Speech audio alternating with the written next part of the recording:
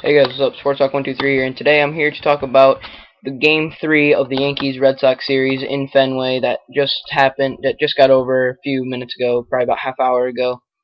This is a very long game, took a little more than 4 hours. It was definitely a long game. Pitchers taking a while, but that's what usually happens when the Yankees and Red Sox play. Pitchers always take a while, games always take a long time, but they're usually pretty exciting, and as was this one, definitely had some unlikely candidates stepping up. So we're going to start out in the bottom of the second when Marco Scutaro singled to right to score Kevin Youkilis, giving Boston the 1-0 lead that they would have for a while. But then in the top of the fifth, the Yankees' number 9 hitter Eduardo Nunez filling in for Alex Rodriguez. Eduardo Nunez would hit with a homer to left, only 349 feet, but Fenway definitely has some smaller parks. So that's definitely didn't see that coming. Didn't think Eduardo Nunez would homer in this game. But then again in the top of the seventh, Brett Gardner bombs one to right, 414 feet, and this ball was absolutely crushed. But the Yankees were up 2-1 off home runs from Eduardo Nunez and Brett Gardner. Their number 9 hitters and their number 1 hitters, the two most unlikely candidates to step up big in this game. But it definitely helped the Yankees out. So, the game would be 2-1 up until the bottom of the ninth. And I definitely watched most of this game live, and I gotta tell you, the ninth and 10th innings were very exciting, and I'm glad I got to watch this game on TV and see everything happen, just so I can break it down a little bit for you guys. So, Mariano Rivera would come in, and the first batter, Marco Scutaro, would crush a ball to deep left field. At first, off the bat, I thought it was gone. I thought the game was tied, but it ended up hitting towards the top of the monster, and it would get down, and Scutaro would lead off with a double.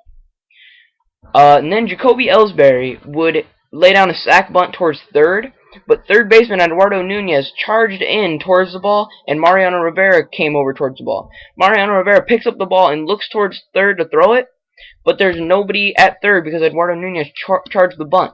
But then at the last second, Rivera takes the ball, looks over, throws it to first, and throws out Ellsbury by a step. So that could have been a disastrous play, but they end up getting the out. But the runner does move over to third.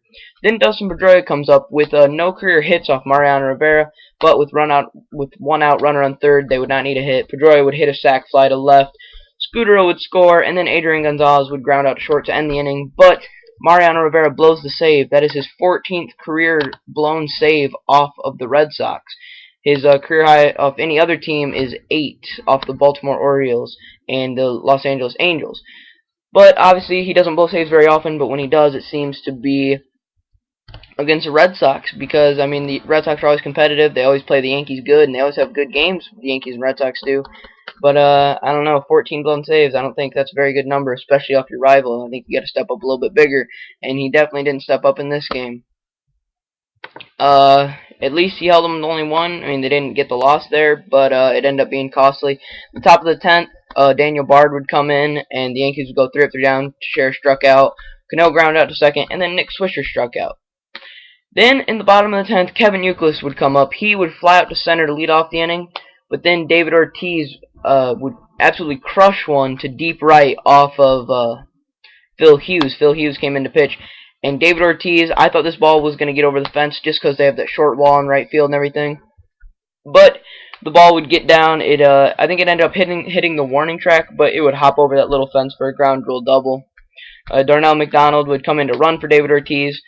The Yankees then intentionally walked Carl Crawford because he's been on fire lately, and they wanted to be able to get the force at third.